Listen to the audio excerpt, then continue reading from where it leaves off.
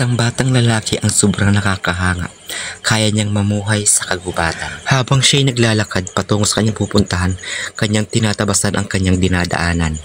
Sa kanyang paglalakbay, siya'y patingin-tingin at siya'y namangha sa ganda ng tanawin. At nang pagdating niya sa kanyang patutunguhan, agad siyang gumawa ng kanyang masisilungan. Sobrang nakakahanga ang batang ito. At nagmadali siyang gumawa ng papag na kanyang pagpapatungan ng kanyang mga daladalahan.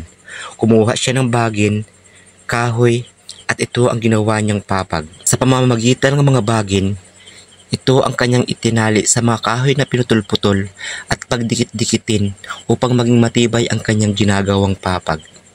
Tinali niya ito ng mahigpit at ilang bisis niyang inikot-ikot ang bagin para maging matibay ang kanyang ginagawa. At tatapos na niyang gawin ang papag na kanyang ginagawa, nagmadali na rin siyang nagbuhay ng apoy upang makapagluto na siya ng kanyang makakain. At nagsimula na siyang magluto ng kanyang mauulam. At ito'y mukhang napaso pa at siya ay napabalikwas. Gumawa siya ng paraan para mas mapadali niya ang kanyang ginagawa. At muli siya bumalik dun sa may apoy at gumawa siya ng panungkit sa kanyang ginagawa. At nang matapos na ang kanyang pagluluto ay inihanda na niya ang kanyang makakain. Inihanda niya ang kanyang sausawan sa kanyang pangulam at nagsimula na siyang kumain. Isang napakasarap na pagkain ang kanyang hinanda sa kanyang pananghalian. Habang siya'y kumakain ay labis niyang ninanamnam ang sarap ng kanyang pagkain. At ito'y napangiti habang siya'y kumakain. Sobrang nakakahanga ang batang ito.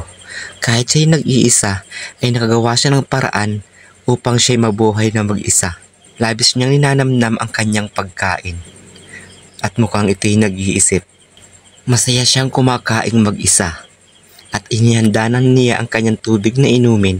At ito ngayon natapos ng kumain at uminom na ng tubig.